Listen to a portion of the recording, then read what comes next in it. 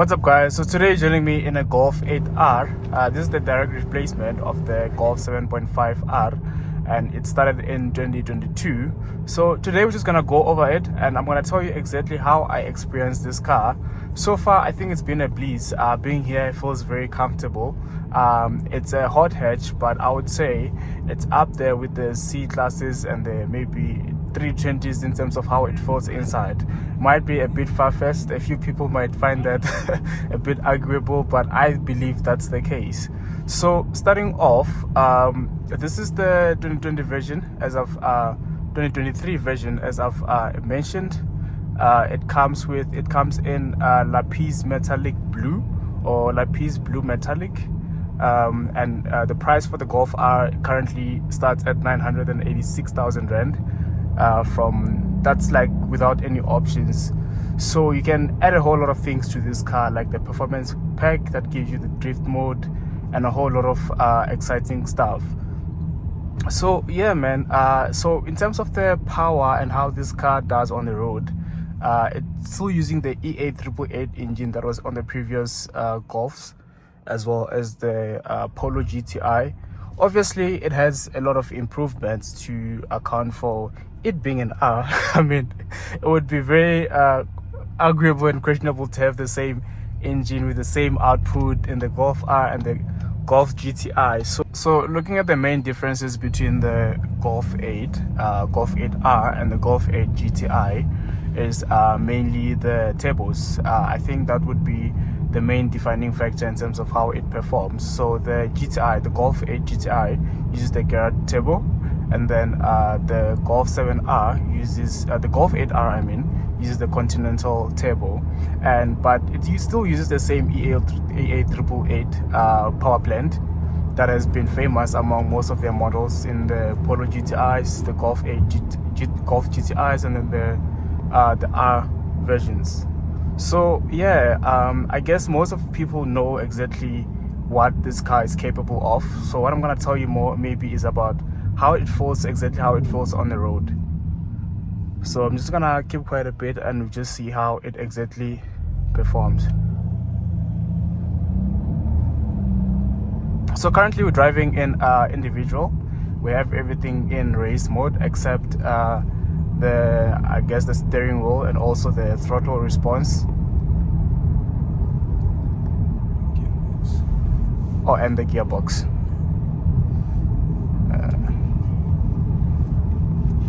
So when you're cruising around, it feels very comfortable. You can, but obviously that's the DSG. That's what it's famous for. It can be very aggressive when you need it to be, and it can be a very yet enjoyable ride when you need to do that.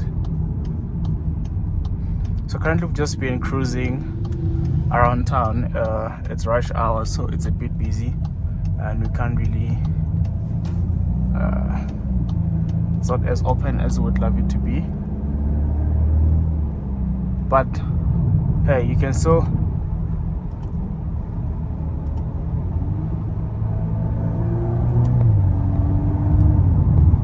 downshift and get some good sounds out of this. Speaking of sounds, this has the Akrapovic exhaust, which was introduced in the 7.5R, and I must say it's a very necessary addition to this car. I think it gives it a lot of character compared to the standard Golf exhaust.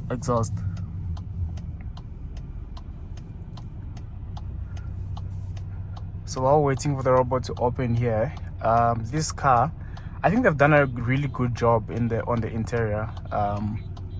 They've introduced just wait.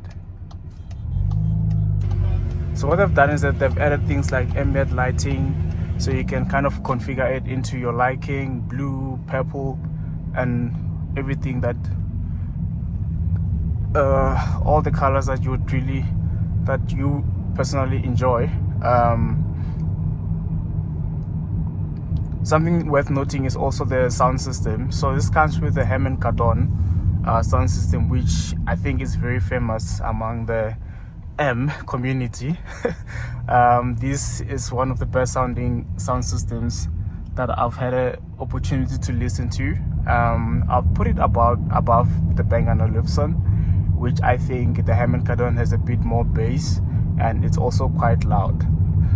This car is also equipped with a lot of safety features, like your blind spot assistance. It comes with heads-up display and travel assist, meaning that you can have things like adaptive cruise control and park assist, and everything that I would say in terms of safety one would need. So just gonna do a quick pull here.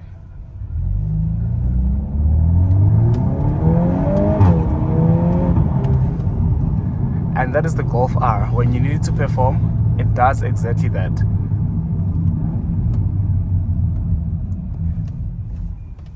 So I guess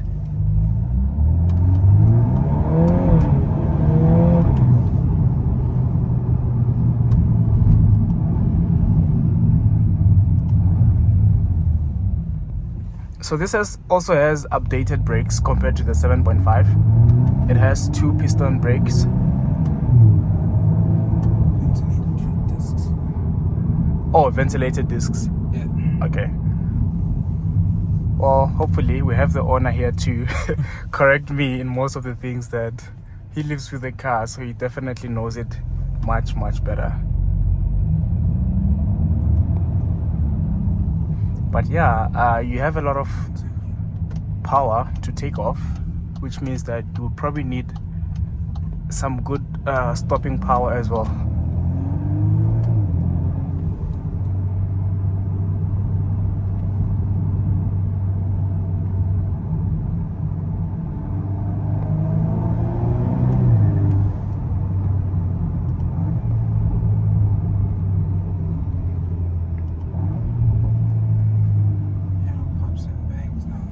Yeah, I think now the exhaust has gotten a bit warm. What we're going to do is just keep quiet and let you experience the car. Oh, I think we're in the wrong place here. Okay. Yeah, I'll just have to get in here and do a U-turn. I thought I was going over air, but hey, turned out to be a hole. Let's see where we can turn here. Just go around. No, can go, yeah, and then just reverse. Okay.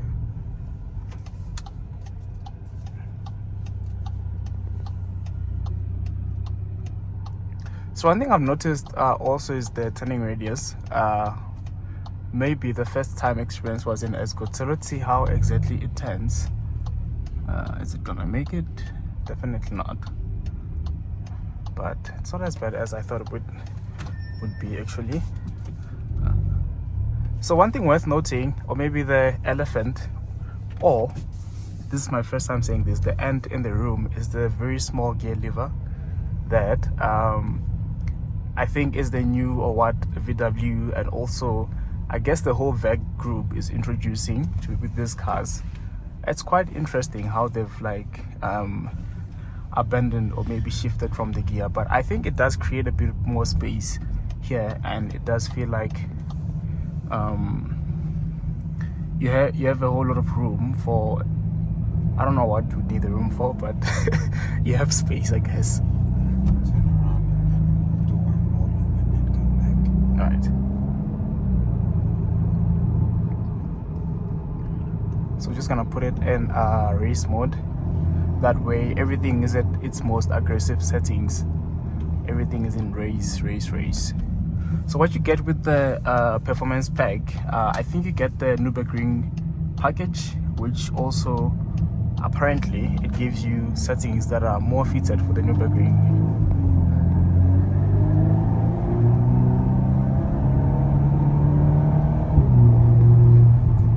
Also, what I've noticed is that you do get a lot of power, but it takes some of the gears are very long. They take quite a long time to shift, which I guess when you're looking for 0 to 100 or like acceleration times, it's very good. But around town, just trying to have fun, it does feel a bit like you're riding on a gear for quite some time. So I normally end up going to manual without even realizing I'm like, oh, this is taking a bit long. So but it's usually in yeah. sports. So Uh, in the normal gear modes, it usually just shifts very quickly. yeah. Like in comfort, it actually shifts even before 2000 RPM. Oh yeah. So that would be them quicker to Yeah. shift. So around town, it's very very good. Ah, okay. The only thing that annoys me about this gearbox is when you want to push the car, Right. it doesn't downshift as quickly as you'd want it. So sometimes, like for example, at lower speeds, Yeah. and you try to floor it, it will stay on the gear. Right. Like it will stay on gear 2 or gear 3, and then you don't pull as hard as you want to. Ah, yeah.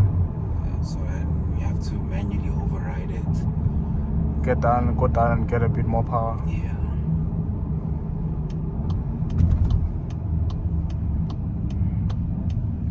But with all of that said, I think it's a very well packaged car. And speaking of that, so when the Golf Rs were, well, not introduced, but when the Golf 7 came out, it was about 460,000 rand.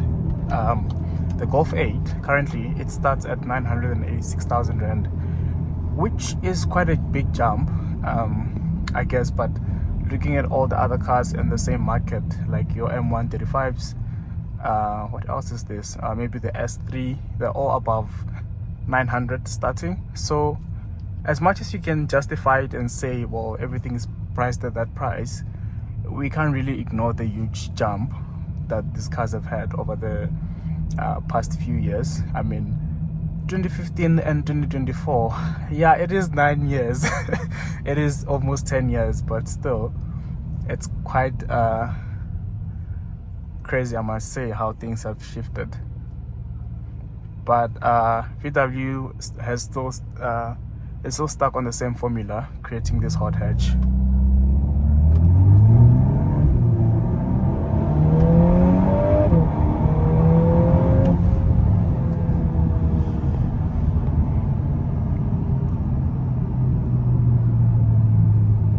I think this is what you were talking about. Yeah. It doesn't go down as soon as you would like it to go. So when you step again, so if I were to step now, I'd probably need to go down to 2 and then press. Yeah. So, but at higher speeds, it downshifts very quickly. Yeah. It's just that at low speeds, yeah, no.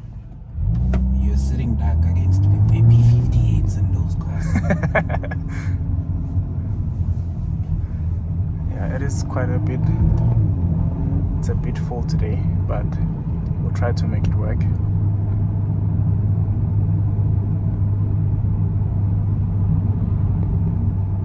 Let's go back to spot.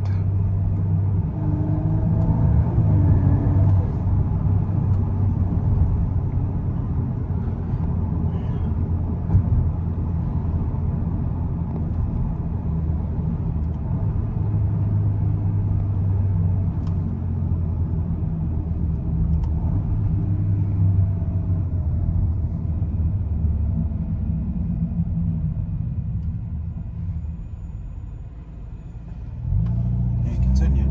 Oh yeah, I forgot.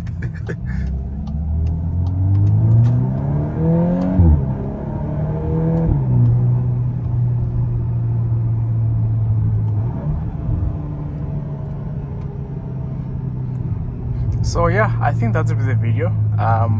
This was such a very enjoyable experience, and let me know what else you would like to see on the channel. And thanks a lot to the owner for allowing us to review this car with how things are looking these days with other drivers. It's I won't say much, but yeah, it's really hard to trust someone with your car. But yeah, thanks again. See you in the next video.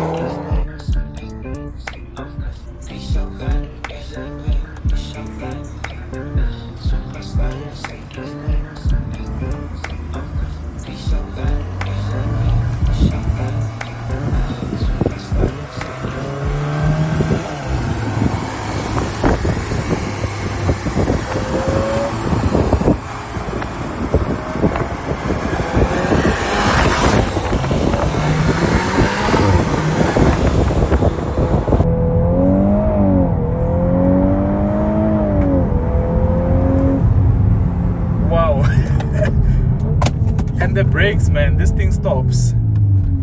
It gets to 100 very quickly and it goes from 100 to 0 very quickly.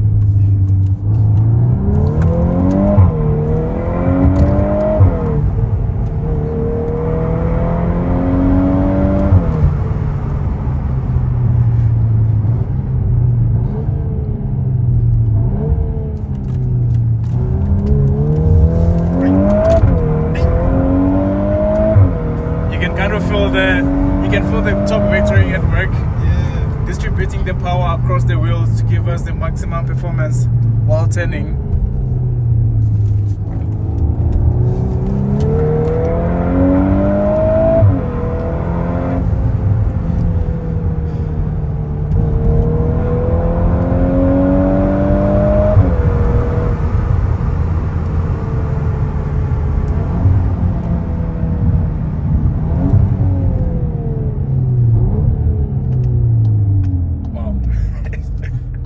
Wow. I think that's all I can say for now. Yeah, I don't think what I was doing, I was playing, I was like,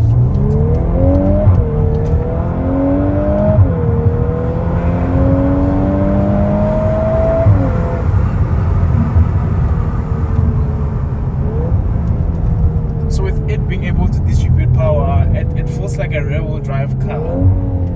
With the way it takes on corners and how it's able to exit corners at such quick speeds.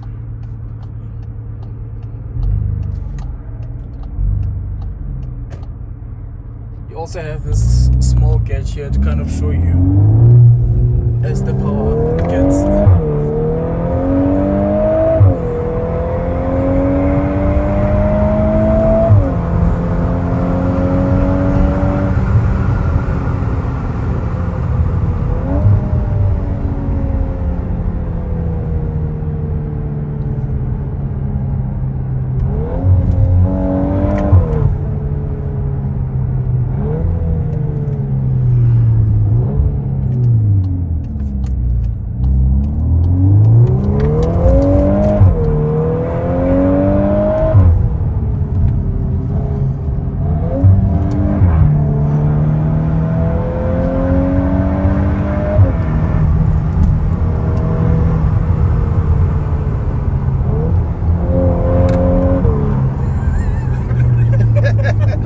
I think everybody's just quiet, taking it all in.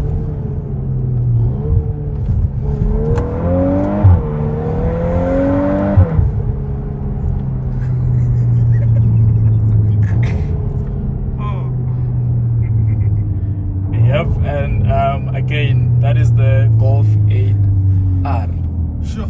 That's what it's all about.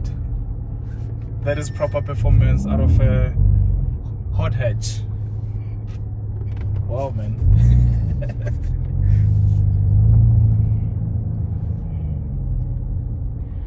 Oh, that was fun.